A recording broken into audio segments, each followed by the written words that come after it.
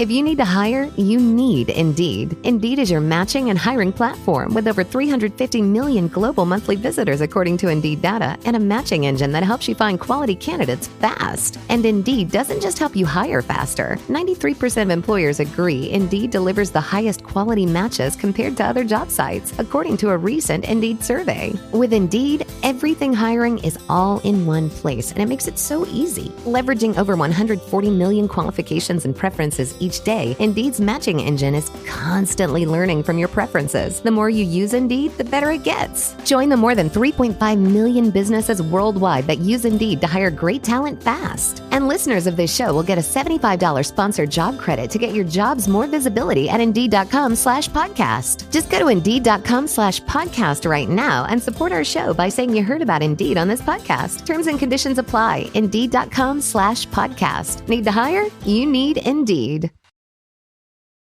Sugar-Coated Murder is proud to be a part of the Oracle Network.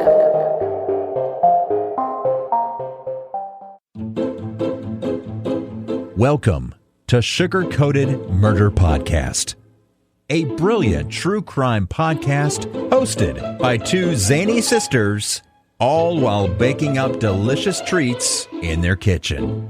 Here are your podcast hosts, Karen Devaney and Ann Varner.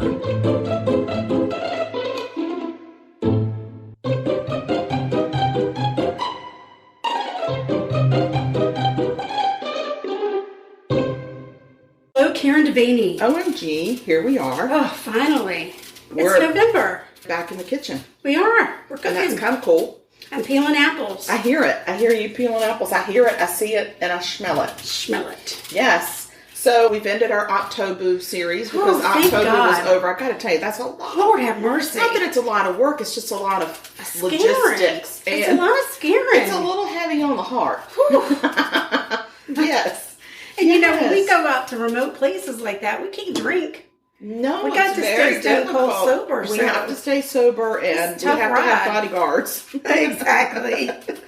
I know our kids are very happy that that's over. I know they are. I know they are. So we're back in the kitchen, and you're baking. What are you baking up for us? I am. You know, it's November. It's a cold and rainy day here in Charleston. Yeah, because we went from summer to winter. We did. Winter is upon us. Mm-hmm. So I'm making apple pie bars. Ah, Because love. It sounds you just delightful gotta and love delicious. a little apple, cinnamon, nutmeg, and butter goodness. Yes. Yeah. Here goes my timer. Timer. So I went ahead and got started while you were getting set it up on the Set it up. Set it up. Set it up. On the shortbread crust. I think it needs a couple more minutes. Okay. Smells good. And that's, you know, just a typical shortbread crust. Butter, flour, sugar, vanilla. What kind of vanilla? Killa Vanilla. That's right, girl. That Killa Vanilla is good stuff. Yep. Mama's here visiting. We had to hold her back from taking a sip out of She the wanted Killa a Vanilla. swig of vanilla because it smells so good with that bourbon. Oh, yeah. Yeah. And I just want to start off this podcast by saying, as of today, which I think is November 6th, 2021, Daniel Robinson is still missing. Just want to say, he's still missing. And there's just not a lot of media coverage. It's all There's quiet. no media coverage. There are no answers from anybody. I think maybe the Arizona police have taken a nap.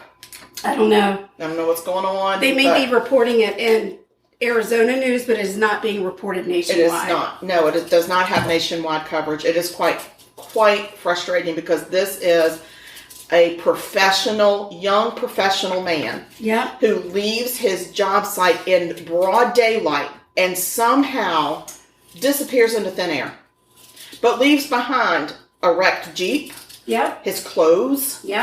I mean, all these crazy things, and it's like he just vanished. He vanished. But I don't believe he just vanished. No, And somebody in my knows something. heart, in my soul's bones, because I guess my soul has bones. Yes, wow, I sugar, know, wow. I know, Okay, but wow. I feel like he's still alive. Oh, do you? I do. I feel like he is still alive, and he either has amnesia and somebody is not treating him well. Oh, no. I think that there's something terrible has happened, but I feel like he's still alive out there. Oh, wow. But I just wanted to start this off by saying he's still missing, and it's upsetting me. Well, thank you for reminding everybody. Yeah, no problem. Let me tell you a little bit more about my apple pie. I wish you would. Yeah. I just wish you would. So on that shortbread crust, you're going to put like an apple pie filling that you make homemade, so it's not like a soupy. It ain't from a can. It's not from a can. No, girl. No. It's not going to work. No. And you bake it all up into this gooey goodness, and then you make homemade salted caramel. And that gets drizzled on top Stop of these it with bars. the salted caramel, because I want some for my coffee in the morning. Well, I might be able to help you out with that. That if would you're be nice. so if you're much good. fun. If you're good. It depends on how much bourbon you have. Oh, I know you're down half a drink already. We're drinking some bourbon.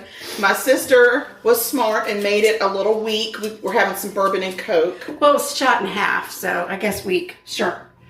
Yeah. And so, anyway, but it's going down rather smoothly, which, I'm a guzzler. I make a fine drink. I don't know what to tell you. If I were in a bar, I'd tip you double. Just saying.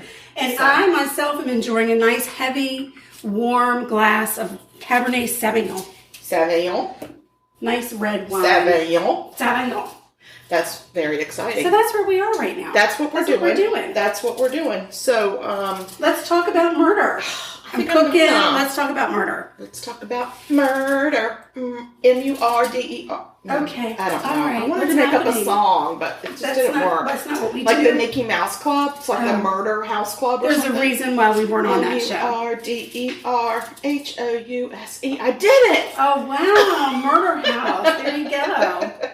Look at you. Yes. Okay.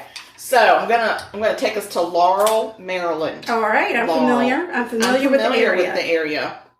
I'm gonna talk about this person named Jasmine Gilbert. Okay. People call her Jazzy. I love that. She's Jazzy. So she was born in 1988, and she is severely disabled with cerebral palsy and paraplegia. Lord have mercy. Are you freaking kidding me? Why are you I am literally 2 lines into my murder case, and you're already hands on hip. I already know. It's going to be bad. I told you it's going to be bad. Lord have mercy. Welcome back to Sugar Coated Murder Podcast, where we bake and also talk about murder, girl. No, but some murders are just bad. All murder is bad. It's a rough one. This is rough. But buckle up, Buttercup, because here we go. Here we go. Fasten your belt strap. She is completely bedridden. She is nonverbal. She's fed through a tube. She is adored by her mother. And they actually communicate through facial expressions and blinking. Nice. Yes. So in 2013, Jazzy is 25 years old. She lived with her mom, Tina Towler. I know, it sounds like a rock star. TT. And her mom's boyfriend, James Ferguson. Okay. Because Jasmine's mom she worked at Verizon. She worked outside the home. Mm-hmm. And because of the nature of Jasmine's health, she had nurses that would come in during the day in shifts to help care for Jazzy. Nice. Yep. So on May 2nd, 2013, the morning duty nurse shows up at Tina's apartment around 7:30 in the morning for her shift. Nobody answered the door, which is a little odd. She became concerned and called the police for a welfare check. Right. So the police arrived and entered the apartment around 8:20 a.m. And the apartment was very quiet. Oh. Eerily quiet. Oh, no. So police, it's a 1-bedroom apartment. It's not huge. Police enter the bedroom and find the bodies of Tina and James. Oh, no. Oh, no. Both are deceased. Both have suffered trauma and stab wounds to their upper body. Oh, my gosh. And because of the nature of the wounds, it is apparent that this is not a murder-suicide scenario. Oh. So EMS is called to transport the bodies. While awaiting the EMS, the police start doing their job, which is looking around, investigating, doing what they do. And they discover a small hospital bed in the corner of the bedroom with a sheet covering what looks like another body. Oh, no. They remove the sheet, and they see a young woman staring back at them. She is alive. Oh. She is unharmed. Thank you, Jesus. But she is shaking from the trauma that she has witnessed. So neighbors were in shock. Tina and James lived a highly social life. They were known to party heavily with lots of people in and out of the house, but they were thought of as very nice people that would go out of their way to help others. Right. Well, that's nice. Yep. So Tina's ex, Jay Towler, does not live very far away. Oh. He is cleared as a suspect early on. Okay. He had remained amicable with Tina, so his relationship with Jazzy did not suffer because Jazzy is not his child, right? But he had a relationship with her. Yeah, I mean, it would be difficult to have a relationship with the mother and not. Yeah, of course. You know? So he still helped out with Jazzy when Tina needed him, which was really nice. So he was in total shock over what happened to Tina and James. Even Jay thought highly of James, who was known for his love of cooking for others. Aww. Yes. I like to cook for others. And Jay is also blown away by what Jazzy must have witnessed.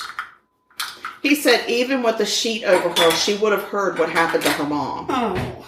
And Jazzy is able to show emotion. So she has emotions. Right. She cries when she's unhappy, and listening to music brings a smile to her face. Right. So she can hear well, and she responds to emotions. So whoever attacked Tina and James must have had some awareness of Jazzy. And they must have known enough to not be threatened over her presence. Right. Maybe they knew she was nonverbal. Maybe. They didn't know her well enough to not kill her mother. Or whatever. So now, Jazzy's devoted mom, who was her entire world, is gone. Oh. Of course, the scene is processed in the investigation. Investigation? That's the word we're talking. I'm going to take another sip. Get your... It's the investigation. Investigation. Well, how big of a sip are we going? Oh, girl. I must have been parched. Lord have mercy, I'm standing up. I might have to lean. Oh, God. Okay, so during the investigation, they start looking, of course, at ex-relationships of James and Tina. And a man's name comes up as an ex of Tina's, and his name is Thurston Yerby. Thurston? I did not know anybody else was named Thurston except for the man on Thurston Howell the Third. I thought that was the only Thurston on the planet. Because I ain't never heard of no other Thurston. But this here is Thurston Yerby. Yerby. Okay. Yeah. Not Furby. Let's talk about Thirsty Thurston. Thirsty Thurston worked with Jay, Tina's ex. He had dated, some people say he had dated Tina. Some people say he had a relationship with Tina, not necessarily of the dating nature. They had perhaps a physical encounter. Oh, I understand. Got it. So, and he knew Jazzy, and he had even helped Tina take Jazzy out to a Christmas party one time. Oh. So he knew Jazzy. He's very familiar. A video shows Yerby's truck entering and leaving Tina's apartment complex around the time of the murder. What they predicted. Thurston, what have you done? Thurston. I mean, that's a classy name. Don't mess it up. Is it a classy name or is it a cartoon name? Well, it's kind of a cartoon name. Okay, so I'm going to tell you that Jay Towler had at one point been roommates with Thurston Yerby. Oh. He was completely verklempt. Do we know how old Thurston is? Did you tell us? Well, I didn't tell you how old anybody was because I didn't feel like anybody's age mattered except for Jazzy's. Well, Thurston just presents as an old man to me. He was like in their age group. Oh, I see. Okay. Mm-hmm. So he was verklempt when Yerby was finally arrested. He said he had known Yerby and his family for almost 10 years. And he was unaware that Yerby and Tina had ever been in any kind of a relationship, although one of Thurston Yerby's friends, quote unquote, said that he had caught Tina and Thurston using cocaine and being naked together. Uh-oh. Oh, no. But, rumors are ugly. I'm just saying rumors are not nice. No. So, dear. Yeah. Dear. So the autopsy shows that James had been beaten in the head with a frying pan and a heavy vase, and he had also been stabbed 8 times. And he had defensive wounds showing that there had been a struggle. Gosh. Tina had been struck with a heavy flashlight so hard she had the imprint of some of the letters on her face and body. No. Yeah. Most of her stab wounds were on her back. At least 6 of them were in her back. Oh. And Yerbie's DNA was found amongst her nooks and crannies. Oh, no. Yeah. So there was indication of a sexual assault, even though, well, I'll get to the even though. Oh, no. So, in the meantime, Jazzy is released from the hospital and into the custody of the state of Maryland. Oh, no. She has nobody. Oh. And she remains in a group home owned and run by the state of Maryland to this day. Oh, gosh. Because this person took away her everything. Her freaking everything.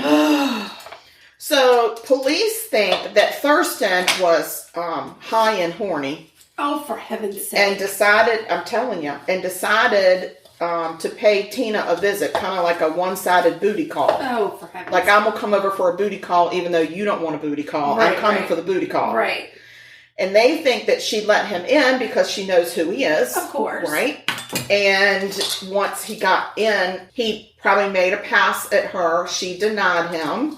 And then a struggle ensued, and he chased her into the bedroom and locked her in the bedroom with himself. And there's Jazzy in her hospital bed. Oh, no.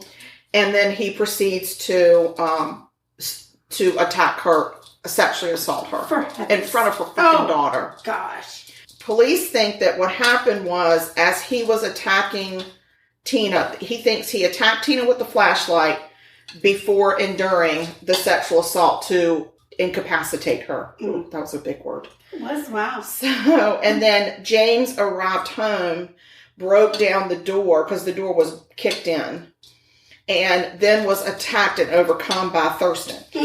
Yeah, so it was a nightmare. That was just a complete scene of chaos. So they think that what happened was once he killed James, then he went back after Tina and killed her because he couldn't leave anybody, no witnesses. And this is just all about a stupid booty call. For heaven's sake, that's it. He wasn't trying to rob them, no. He wasn't trying to take anybody's benefits or... Nope, he left them both dying at the foot of Jazzy's hospital bed. Oh, and then out of some kind of guilt, covered Jazzy's face with a sheet. Covered her whole body and face with a sheet. my gosh. Did he think maybe the sheet would just quietly suffocate her? I don't know. I don't either. So Jay said that Jazzy may not have really seen anything, but feels like that she would have heard all of it. And it would have been incredibly traumatizing. So it could be that he put the sheet on beforehand. Well, even laying in the bed, she couldn't move, so all she would see is the ceiling and maybe some shadows. But I got the feeling she didn't have really great eyesight. Right. So anyway, but she would have heard all of it. So Yerbie goes to trial. One of the witnesses at trial was a quote-unquote friend of Yerbie's, Thurston Yerbie. And that witness testified that earlier that evening, Yerbie had been, I keep saying Yerbie because I don't like Thurston for him. I just think Thurston is too rich of a name for him. So he had been asked to leave a party that this witness was at because he started groping somebody's mom. Oh, what? Yes. Oh, my word. Yes. And then they kicked him out of that party, and as he was leaving, and he had been doing drugs and alcohol. And as he was leaving, he was doing alcohol. He was doing alcohol. Oh my gosh! I don't do some alcohol just because you said that. I cannot believe he was doing alcohol. He was doing drugs and alcohol. Sure. Oh no. Anyway, as he was leaving, he said, "I need to go find a woman to F with." Oh, for heaven's So then he drove around and went over to Tina's house, and poor Tina, she's at home with her daughter. Waiting for James to come home, probably from work or something. Let's get on to the trial and tell me where this man resides. Okay. Oh my God, it's so funny because I actually put resides. Oh, look at us go. I know. So, it goes to trial, takes 10 hours to convict this piece of trash. Yep. Yeah, Mama said idiot. I'll take that one. He's convicted of 2 counts of second-degree murder. He's given 2 30-year prison sentences consecutively. Nice. Check mark. Check mark. Love He it. currently resides in a maximum security prison in Jessup, Maryland, and it's called the Jessup Correctional Institution in Jessup, Maryland. Oh. And like I said, Jazzy is in a group home. When he was convicted, Jay said that they had decided not to tell her about the conviction. They didn't even tell her about the trial because they felt like they're hoping that she's forgotten about it a little bit. And that she just seems to be happy right now. They play a lot of music for her and try to keep her in a happy place. Well, that's good. And so he said, we didn't even bother to tell her about any of this because we don't want to re-traumatize her. It's bad enough that she's now in a state home. I mean, I'm not saying it's bad to be in a state home. I'm just saying she doesn't have any people. Right. I'm hoping that Thurston Yerby is getting a sheet pulled over his face every night. Oh, I hope that But not in a good way. Right. I hear what you're saying. You see what I'm saying? You hear what I'm saying? Yeah. And I mean, if he gets beaten with a flashlight and leaves some imprinted letters on him, I wouldn't have a problem with it either. Exactly. So anyway, that's my story and I'm sticking to it. Well, my goodness, Sugar. That's That's quite a story. doozy. It was Quite a doozy. I told you, well, we had to kick off. I mean, it's been a while since we did a murder. It is indeed. So we had to kick it off right. Whew. All right. Well, let me give you a status on give us an the update. apple bars. Please So do.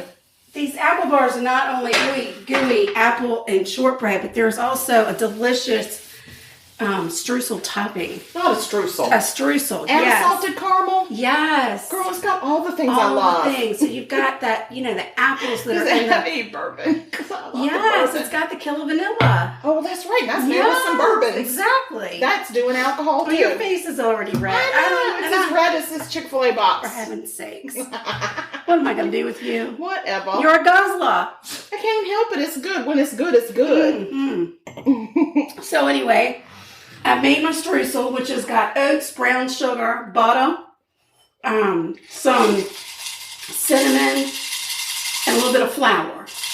And you mix that all together. I have a fancy pie crust cutter, whatever thing. Where would you have ever gotten that? Pampered Chef, but it don't work. Excuse me? It doesn't. I do better with my hands than I do with that cutter. I bought you a pie cutter. I understand, but it doesn't work. Take it back.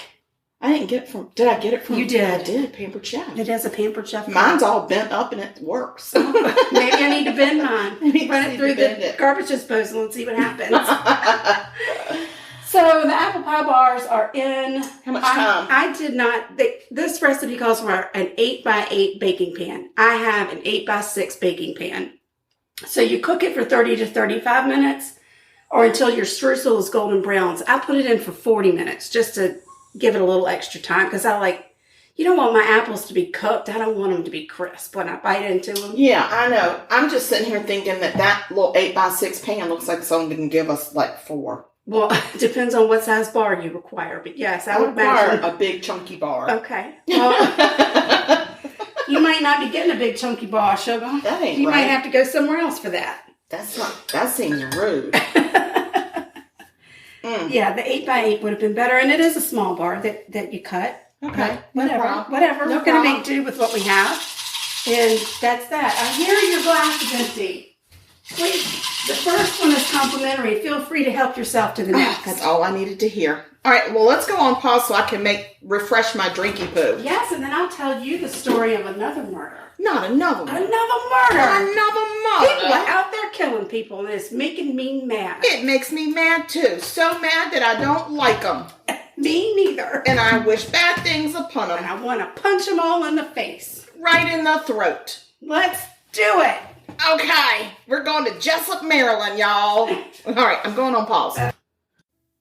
Welcome to an undisclosed location. We are Murder Incorporated. Give me one good reason why people should listen to our podcast, buddy. Because you're getting true crime from a nerd and a murderer's son all wrapped into one. Yes, my father is a murderer, and you are indeed a nerd, buddy. What else sets us apart, Harley? I truly believe our empathy for the victims and their families shines through every episode. Also, 100% of all our listeners have not been murdered. We are Murder Incorporated. And we're back. We're back. I've made my sister another drink, and this time I just put half a shot of bourbon in because it seems that a shot and a half was a little too much for her. Well, I mean, I'm a little lit up, but it's okay. Who cares? Well, I care. Because where am I going? Well, I care because I need for you to be interactive in the podcast. I ain't passed out. I ain't passed out yet. All right, let's go. You ready? Yeah. You Mama, ready? if I start to snooze, nod off, just come over and just stand here and be me. Okay. Thank you, Mama. Okay. In January of 2018, Philip Snyder and his, not Schneider, but just Snyder. I was like, oh no, my I saw you God. going. No, just Snyder. And his wife, Roberta, they went to Memphis, Tennessee to visit Graceland. Well, that's nice. I love Graceland. I've never been there, but I always wanted to. I don't know why you never put that on your list of things to do. I got such a list. Yeah. And it's on it. All right, well, we might go. You never know. If for those listeners that might not know, I don't know who the heck you are, but just in case, Graceland is the loving home of Elvis Presley. Mm-hmm. If you don't know who Elvis Presley is... He ain't nothing but a hound dog. Right, and you have to Google that because I just too much to get into. 73-year-old Philip returned to his Hartville, Ohio home, but Roberta did not. Roberta done fallen in love with Elvis. She stayed. She said, I'm staying right here in the safari room. Not coming home. Philip told Roberta's brother that she had died while they were traveling in Tennessee. Oh, no, Roberta. Mm-hmm. He said she started choking on some phlegm. Ew. They were in the parking lot of the Days Inn that they were staying in. Yeah. And there happened to be an ambulance across the parking lot that he was able to wave over. Oh, good. But when they came over, she was dead. So he said, she died. I don't know what to do with her. Will you take her somewhere to be cremated? And they said, yeah, we can do that for you. Wait. Don't ask any questions. That is what he told his brother-in-law, and that is it. Period. End of conversation. Period. All right. So according to Philip, the EMS people loaded her up on an ambulance and took her away. And that was the last that he saw of his wife of 53 years. Because he was so distraught. And in shock. He forgot to get the name of the ambulance company. Stop it. Or the name of the crematorium where the EMS workers were going to take her. No. So, of course, Roberta's brother is like, Schneider, you're dumb. I mean, you think we're dumb. Schneider thinks we're dumb. Not Schneider. It's Snyder. Oh. There's Snyder. No Schneider. It's Snyder. What's this guy's first name? Philip. Phil. We can call him Phil. I was going to call him Bill. You can call him Bill. Bill Schneider. Whatever you want. You can do whatever you want. Okay, well, he'll always be Bill Schneider to me. So Roberta's brother, of course, is very upset that they have lost his sister's body somewhere. Like, where the heck is Roberta? I don't know. So he does what any brother would do, I hope, and goes and has a drink. At the bar. No, he goes to the Hartville Police Department and he says, this is what my brother-in-law told me. Can y'all help me find Roberta? Oh my gosh. And they said, oh my gosh, of course we're going to help you find your sister. Said yes. Of course. Okay. Gosh. All right. Are you ready? Not really. I don't think it's going to go well. Now, I will tell you, Roberta was not in good health. So it's not completely out of the realm of possibility that she did pass away. In the parking lot, choking. On phlegm, yeah, because supposedly she had been diagnosed with congestive heart failure, and her husband believes that choking on phlegm is the way you go with congestive heart failure. Okay, all right.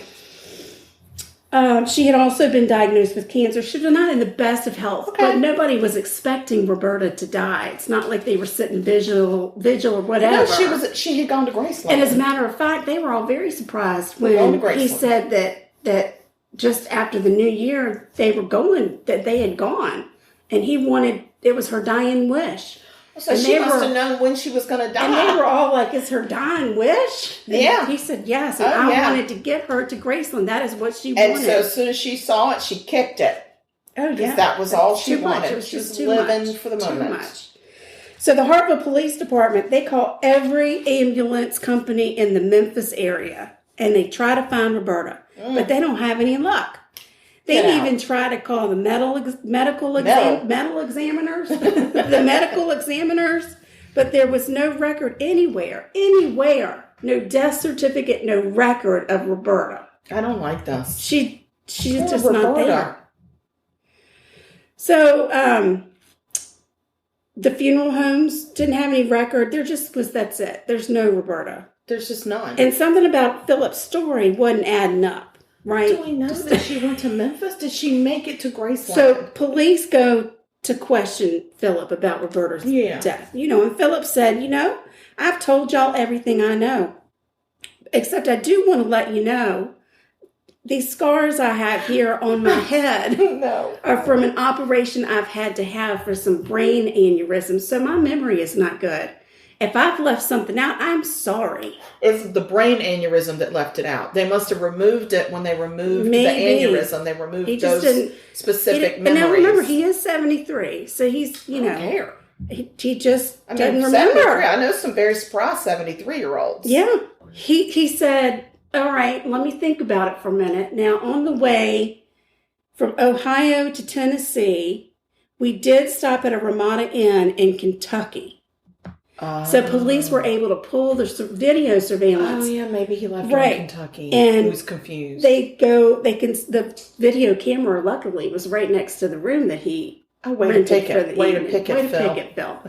And Philip checked into the hotel, and he went to the room, and the next day he got up and he left the room and he checked out of the hotel and he got in his truck and he drove away. But there was no Roberta in Kentucky. Good and God. He told that police officer she was there. I don't know why she's not on video. She was there. She was a vampire. She was there. They don't show up on video. She was there. You can't take their picture. That's what it was. She done turned into a They even show him still pictures of him doing all of these things with no Roberta. And he said, listen, she was there. I don't know why they didn't. I don't know. I mean, I spoke to her the whole time. I don't know. I just don't know. My heavens. So the police officer said, I think you're lying. I think that you're not telling the truth, Philip. And what you need to do is tell me the truth so we can find Roberta and give her family some closure. Well, of course. Well, Philip just breaks down. And they did very smartly bring his son into the home. His son and daughter-in-law. Trout is very distraught. Where the heck is he? I don't even know where he is laying at Mama's feet on the blanket crying. Just laying there crying. Yeah. Come on. Trout. No, buddy. No. We're doing a very important story. Maybe he's upset that he just realized that Roberta is a vampire. Maybe. Roberta could be here. We don't know. Right here. She could be here. We don't know because can't get her picture. Exactly. So the son is there, and of course, Philip becomes very emotional, and he breaks down and he says, all right, I'll tell you the truth. This is not going to be the truth either. I can feel it in my bones. Roberta passed away while we were traveling through Cincinnati. Now we're in Cincinnati. So before they even left the state of Ohio, she has passed away, but he was determined to honor her dying wish and take her to Graceland. Wait. So instead of taking her home or to a hospital, he played weekend with Birdie. He took Roberta's dead body to Graceland, like any good husband of 53 years would do. I mean, he just took that body right to Graceland. It's a weekend at Roberta's. And after they went to Graceland, he really felt deeply that he wanted her to spend the rest of her days in nature. So he threw her off the side of the right. It's not how she wanted it. She didn't want it. She didn't want that. That is what she wanted. To be in nature. She did not want to be thrown off a bridge. That is not her dying wish. Listen, he threw her off the side of the I-40.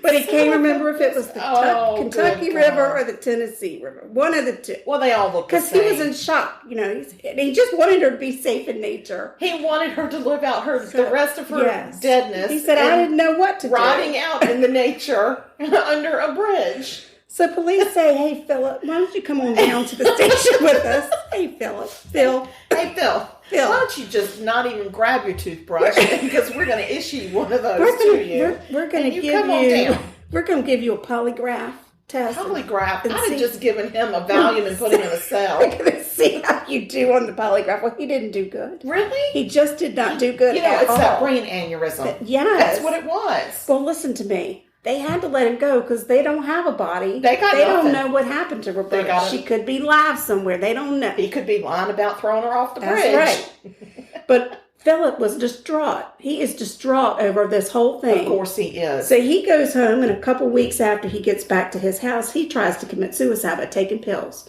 And he left a note for his son. And it says, "Dear Kenny, I did not kill your mother. Yours, Dad." Yours.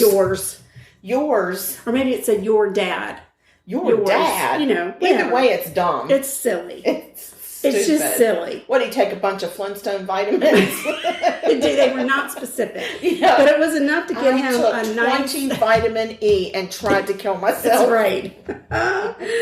But it did get him a nice stay on a mental ward of a hospital. And guess what happened? He had to give his son power of attorney because he was not mentally capable of having power of attorney. Well, that's what happens when you're so distraught after taking your woman's dead body to Graceland. His son has decided, since I have power of attorney, hey, police officers, if you want to go search that house, that'd be just fine with me. So they go in and search the house, and they take a cadaver. A cotillion dog. A cadaver dog. Can I just stop you real quick? Yeah. Because all I can see in my head is Roberta and with Phil behind her, and he's got her duct taped, like her feet duct taped to his, and he's got his arms around her waist, and they're walking through together, Graceland. and she's dead, and he's just taking her to Graceland, and then he like reaches up and turns her head so she can look at different stuff. I'm pretty sure that's what he did. And then does that. Like, yes. that's all I can I'm sure that's what he did. And then I guess he had to remove that before he threw her over I'm sure it was bridge. very easy to get past security at Graceland. Oh, I don't think they have any. Yeah. Mm-mm. So, yeah, I mean, absolutely. You're so right. If he right. says it's my wife's dying wish and she died on the way and we're still here, right? So I might as well just see her. And, you know, I don't want to pay admission for two of us. One's dead. Well, you can see the gates and the house from the road. You don't even have to pull in if you don't want to. You can just pull up, and the gates are there, and you know it's signed by everybody. And the house is just a normal house. It's not like a huge mansion. It is way smaller than most of the houses in Charleston. Well, I'm not surprised about that at all because we got some big ones here. Yeah. So, I mean, he could have just driven her up. We don't know. That would have been the better place to leave her in nature, like right by the gates of Graceland. Oh, gosh. Wouldn't that have been lovely? Just prop her up. If that's where she really wanted to be. Yeah. If that was actually her dying wish. Yes. Which I don't even think that one. So the police get there to the house, and they release this dog. And the dog immediately runs to the basement and sits beside a red Rubbermaid bin. Bin in the basement. No. He does. He did it. Dog. He did it. And inside that bin, they opened the bin and there was a smell. And they went upstairs and they told the son, I don't know what. There's a red bin downstairs in the basement and there's a smell. It's my lunch hour. I'll be back in a little bit. Right. They were telling the son that there is an odor that comes out, but we don't know what it is. We don't know what your mama kept in those bins. We don't know what your mama smells like dead. Right. It could be her. Or it could be some ambrosia that went bad in the basement. Maybe I hid those Christmas cookies and they have gone awry. The fruit cake. The fruit cake has gone awry. Yes. I mean, it's not all fuzzy. Not that a cadaver dog is going to pick up on dead, but I don't know. Dead fruit. It could be. Dead is dead, right? Or mincemeat. If you made a mincemeat pie and really put meat in it, then like a pork product or whatever. And it could go awry. It could. Very, very much so. Something has gone south. But that's not what was in that bin. Inside that bin was a bloody shirt that belonged to Roberta and a towel. It happened to be her favorite shirt, too. I thought you were going to say her favorite towel. I'm like, well, everybody has one. They just don't want to talk about it. Right. And so, you know, there's no Roberta, so there's no DNA for Roberta. So they had to do familial DNA. With her children? With her children and her sister. Oh, Lord, Roberta's sister had to give some DNA. Yes. I'd have been distraught, Sugar. If that were me giving DNA for you, I'd have been just distraught. Yeah, you'd have said, mm-mm. I'd have said, no, I can't do it. I got some things in my past that don't have anything to do with my sister. Yep. And I feel like if I give you my DNA, that something is going to go awry. You're going to have to get it somewhere. Something's going to spoil. Check with her brother.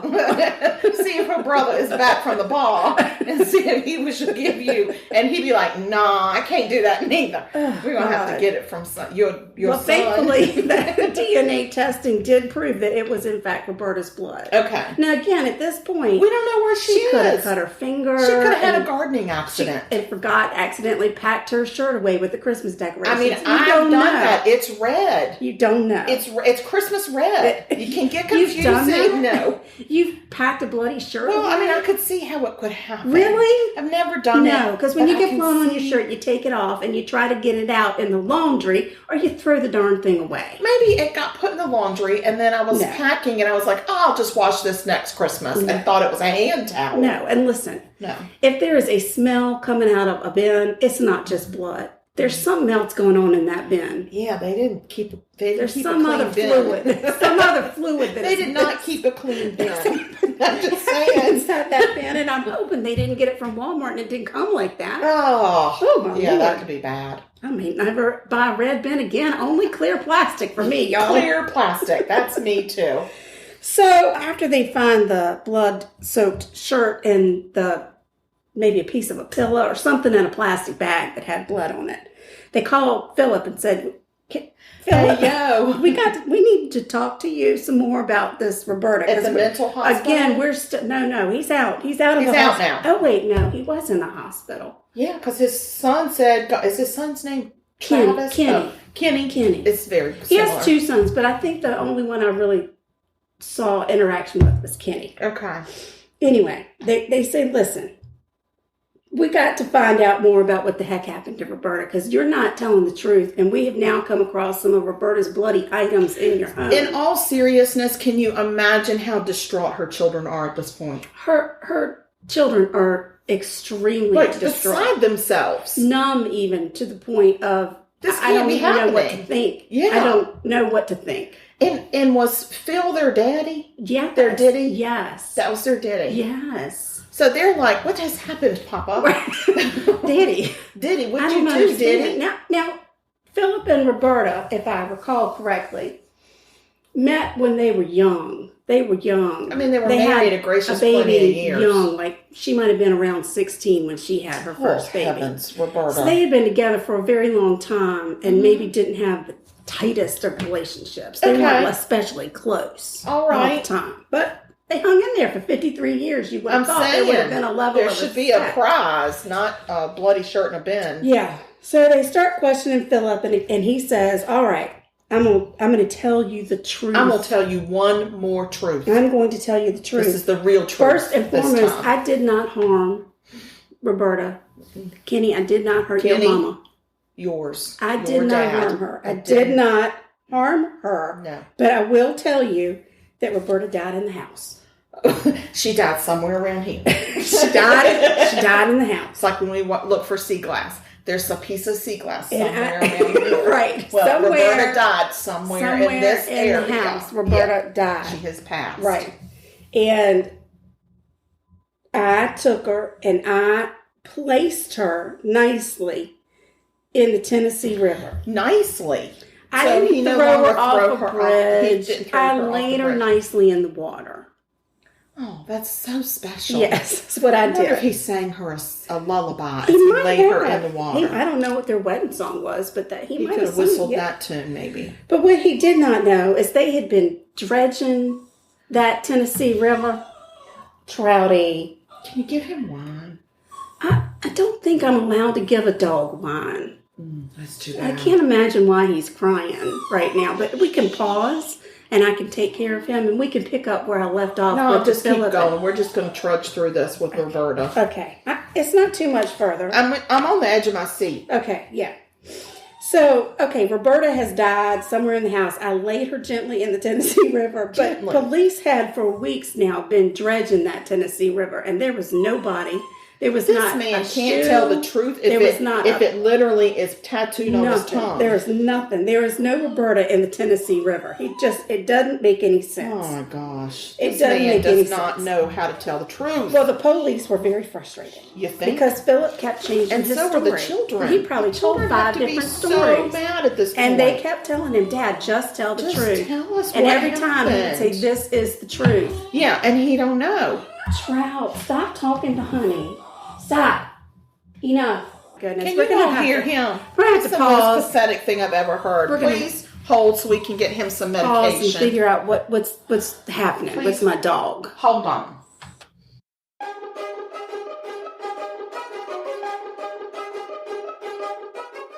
Hello and welcome to Once Upon a Nightmare, your horror movie podcast. I am your host Lorraine and I'm here to chat about the fictional horrors of the world with some real horror thrown in. So if I want that true crime fix, I can just find a film based on actual events and chat about that. Still a horror movie. Loophole! I have had what some would call an unhealthy obsession with the horrors of the world for well over 30 years now, real and fictional. So if any of that piques your interest, you can find me on your podcast platform of choice. And of course, don't forget to rate and review and subscribe. I'd really appreciate it. Thanks for listening. Bye. Well, we're back and we're hoping that all the issues with the dog have been solved. Not sure, but only time will tell. Only time will tell. Only time will tell. All right, so here we are. Here we are. Here we are. We are here. Let me tell you where we are in the story. I just need to know where Roberta are. Roberta's missing. The police believe that Roberta has been killed and that... It's probably a good assumption at this point because Phil can't find the truth. Right, but they don't have a body, so they can't arrest him. They could have arrested him on suspicion of foul something. What's that thing about the corpse? Oh, tampering with the corpse? You're doing something bad to a dead body, right? Desecration? Gross abuse of. Gross abuse of? Of corpse. Gross. Because he said that he took her and dumped her, right. They could charge him with that. Yeah. But they need to get him on something better than that. And some medication. Yeah. Maybe. And they're at a loss at this point. The police department, it's a very small town, and they don't know what to do. They're not that it mattered it was a small town, because the police certainly did handle it very well. Yeah. No, the only problem I can see right now is Phil. Phil is a problem. He's the problem. Phil is a problem. Yeah. Well, guess what? What? This lovely lady named Joan was a police officer. Okay. And she had been out on leave for a while. Uh-huh.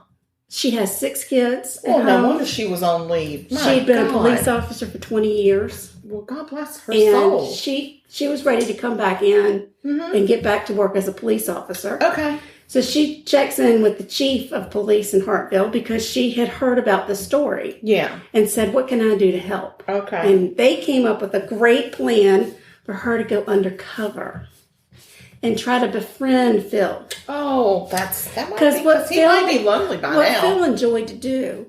He enjoyed to do. What he enjoyed to do was to meet up with his...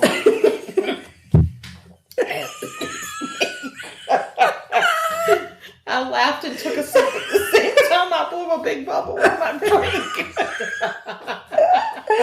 I'm sorry, y'all don't have video to see that. Oh, oopsie daisy. Oh, golly. So Philip, like the people in Franklin, you know, when we were growing up, all the men used to meet up at Hardee's or Dairy Queen. Oh, yeah, for breakfast. Yes, and they did that in Hartville, too. Oh, it's a tradition. Yes, so in goes Missy. Missy, as an undercover agent. She goes in and she acts like she's from out of town. She's come to town to take care of her ailing mother. She's actually from a town outside of just outside of Hartville. So, so it makes sense that she would come there, but it makes also sense that you might not know her mama. Yeah. Right? Mm-hmm. And she is an absolute genius. This woman is a genius. Okay. And she comes in, she's very upbeat. She's like, hey, I heard this is the best place to get coffee. And of course, all the older gentlemen are like, oh yeah, because she's young and pretty. And oh, they're falling all over her. Yes, they are. And, you know, they want to talk to her. And she starts getting friendly with Phil.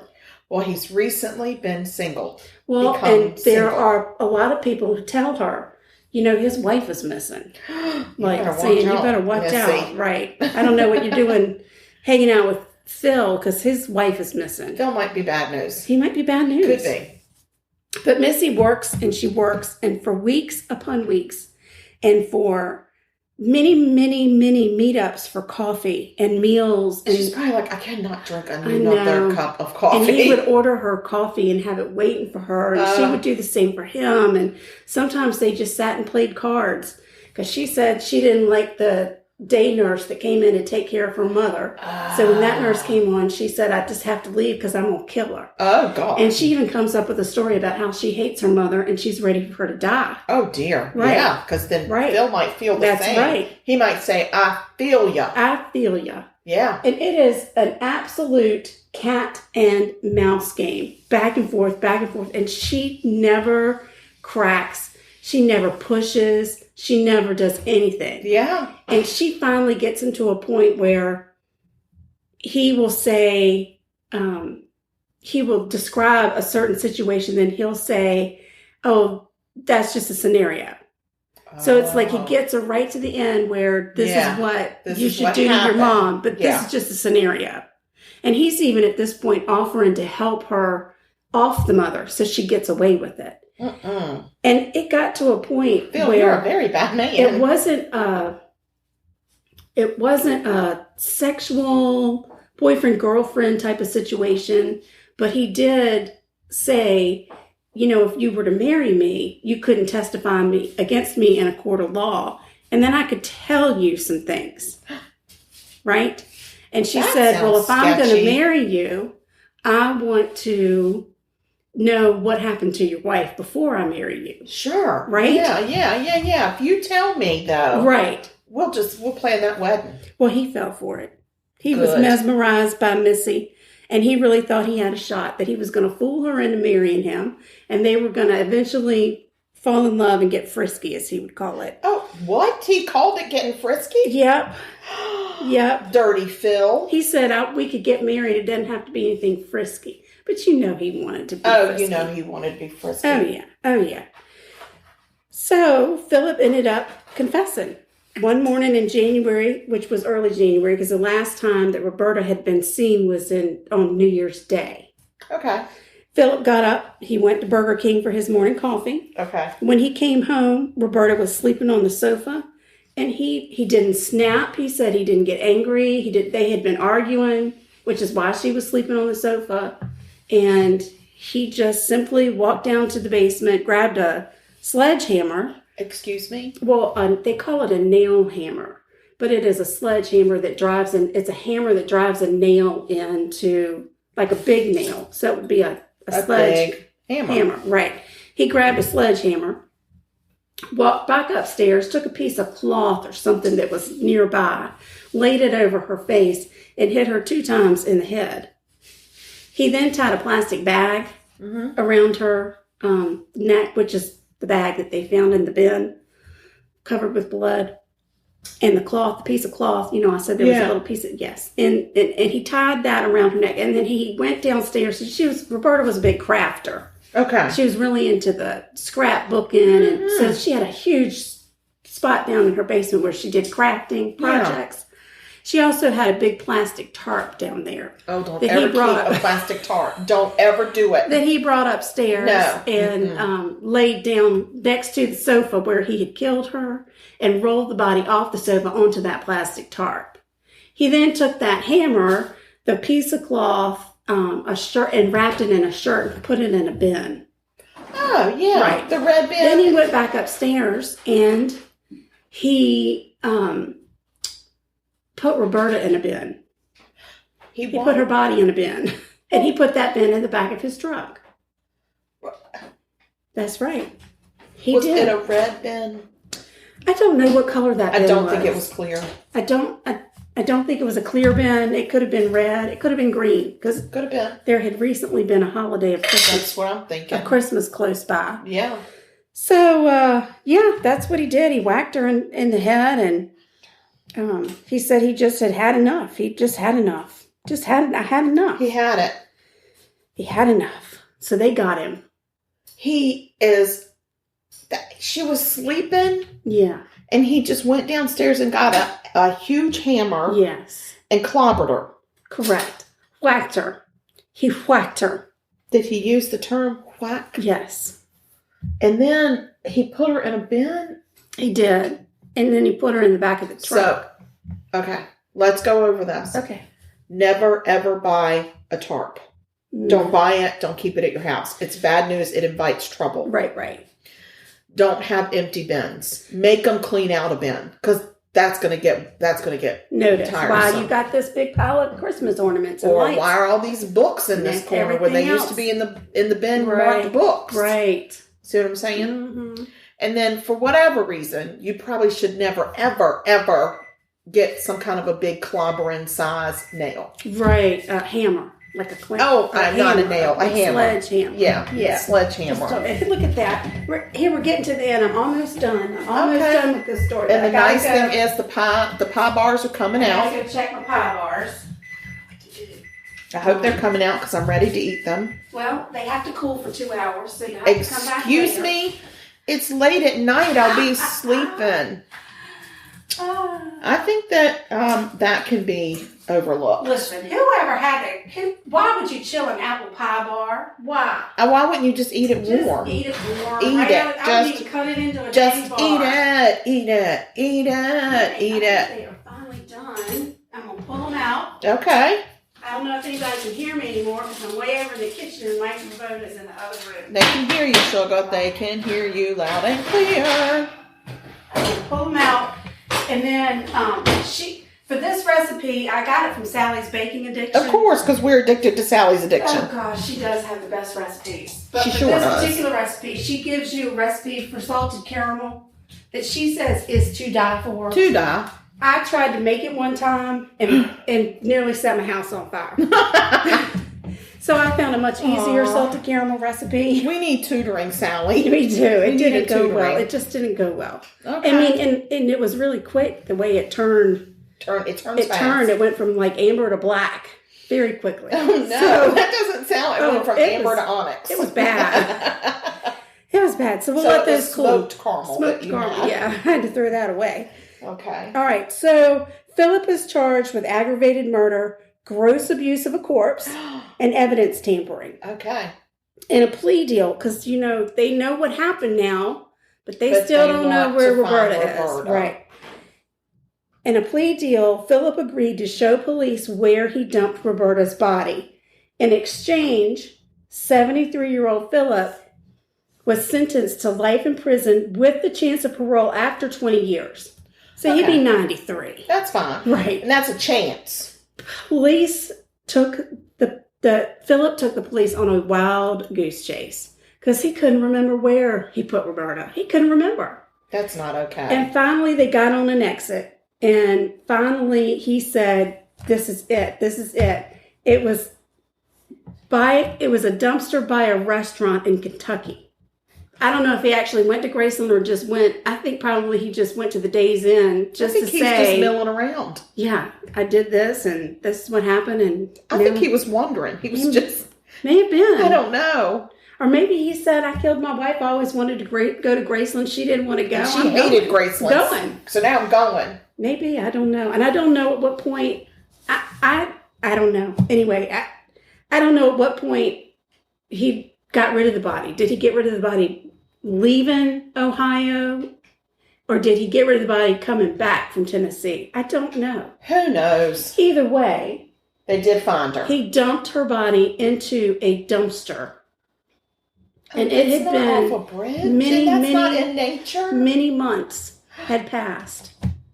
And the police found out where the dumpster was emptied, what landfill it went to. And they went to the landfill and they talked to the man out there and he said, "Listen, too much time has passed. You are never going to find her.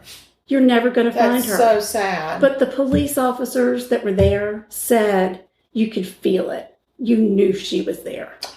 She was like, I'm here. Yeah. So she was never found. Are you kidding? She was well, never then he found. shouldn't have got the plea deal. I agree with that. I don't think he should have gotten the plea deal. I don't think he should have either, but that's what happened. And they wanted her kids wanted him to take the plea deal because they didn't want to go through a court trial. Of course. They didn't want to have to go through all of this stuff all over again. They've been living it. Yeah. They've been living it. I'm sure, I understand. Maybe just don't go to the trial then. Right. Because I don't think he should have gotten the plea deal. I agree. I could not agree with you more, but that's what happened. Just convict him on the confession. Roberta's sons did set up a memorial fund in her name through the Stark Community Foundation. Proceeds from that fund go to victims of domestic violence. Okay. We'll put a link in our show notes for that. Okay. I got the majority of the information for this story from charlieproject.org, and I watched a documentary that is on Discovery Plus called When Philip Met Missy. Are you kidding? There's and a documentary shows on all it? of that, all of the whole thing between Missy and Philip meeting up at their restaurants and the conversations that and the brilliance behind her. Yeah. The absolute brilliance. I hope she got like a huge raise and award or reward or too. Whatever one of those. Well, I know one thing she has, and that is a very thankful family of Roberta. I'm sure. And I would be willing to bet that's probably more than enough for her. I'm sure. Just having seen her. Like some babysitters for those 6 kids. Oh, God, I know. Yeah. At the time, the oldest one was 14, though. I think she was in good college shape. fund. She could have gotten college fund. She could. No, not the oldest one. Maybe the youngest one was 14. She should just run for mayor of that town. Whatever.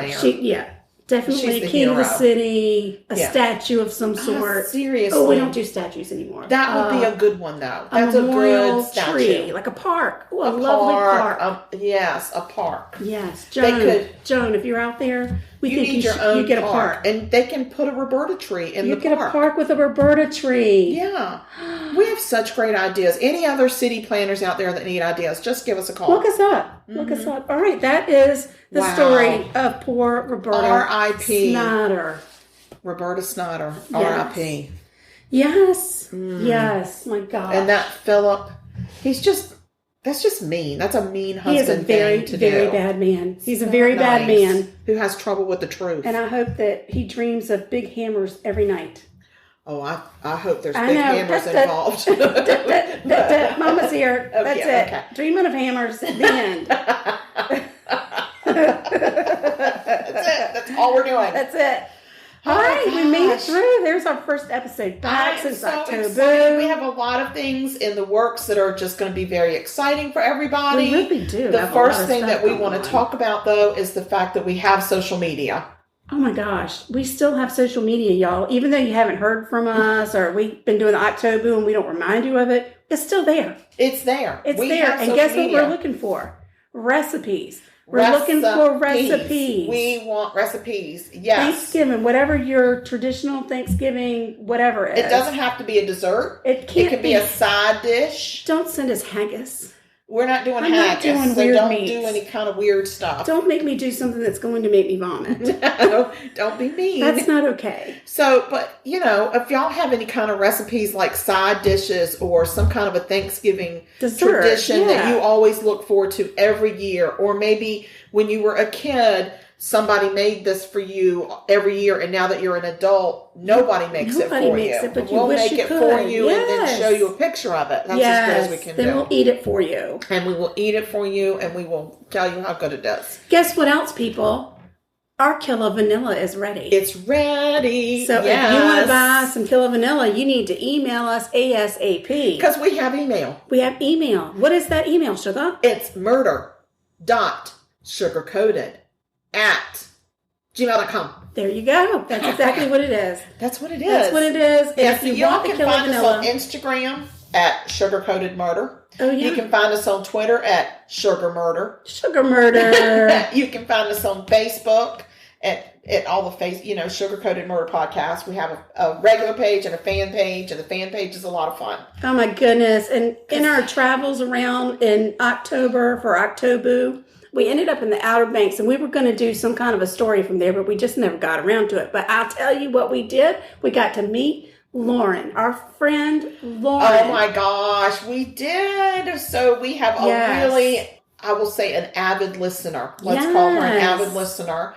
And she was at a party that we attended, and we got a picture taken with her. We loved her so much. We invited her to Thanksgiving, y'all. We did. We invited her right to Thanksgiving. We did. So we love you, Lauren. We do. And Kimberly made some of the coolest dessert things. She made red velvet skull cakes that were amazing. They were individuals, but the cigarettes and the ashtray, she took half pretzel rods, dipped them in white chocolate, but left a little bit of the end because, you got to have the filter in the cigarette.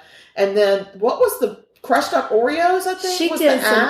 She did some crushed up Oreos, but even better, on some of them, in the end, she did like a red sprinkle, so it looked like it was lit. So it looked lit. It was, and she brought it in, and she laid them in these big ashtrays. It was adorable. Amazing. So, and we met a lot of other people that night, of which I cannot remember anybody's name, but we sure loved them. We did. We just absolutely did. It was a good time. It was a good time. And we felt very loved, and it was just it was a joy. Yes. So thank you so much for that. Yep. If anybody else is having a party they want us to attend, just let us know, because we like a party. We do enjoy a party with food. Yes. The bars finally cooled enough for us to eat them, and we did not want to end this without eating them. Well, we had to tell you how it was. Well, and I'm just saying eating them alive. I just can't think of any other words because I'm trying to cram this into my pie. They're so good. They really do taste like apple pie. Oh my God, it's a little hot. They're so good.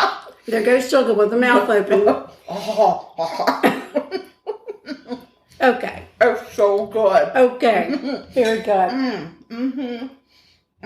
Very good. Well, all right, try the recipe. We'll put it out there. Sally's Baking Addiction. Yeah, email us for the recipe. We don't automatically just put it out there. I don't know where she thinks I'm putting it. All right, guys. Well, I want y'all to just stay sweet and don't murder. Because if you kill people, we will talk about you. And it will not be nice. No, we're going to call you ugly names. Yeah. We might even come hit you with bologna in prison. That's right, because we always look up where the prisoners are. We do. All right, guys. Bye. Well, you all stay sweet and stay safe, and we'll see you next time. Have a good week. Bye now. Bye, y'all. This has been Sugar Coated Murder Podcast, a deliciously entertaining true crime podcast. Like what you heard?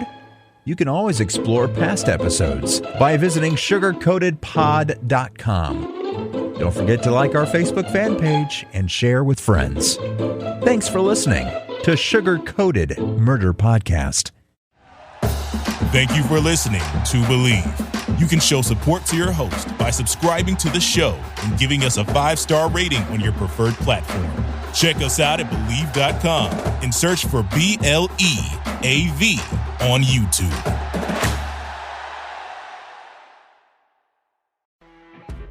You know when you're listening to a true crime story that has an unbelievable plot twist that makes you stop in your tracks? That's what our podcast, People Are the Worst, brings you with each episode. I'm Rachel. And I'm Rebecca. We're identical twins who love true crime cases that make you say, didn't see that coming, and we hate the people responsible for them. Listen to People Are the Worst now on Apple, Spotify, or wherever you get your podcasts.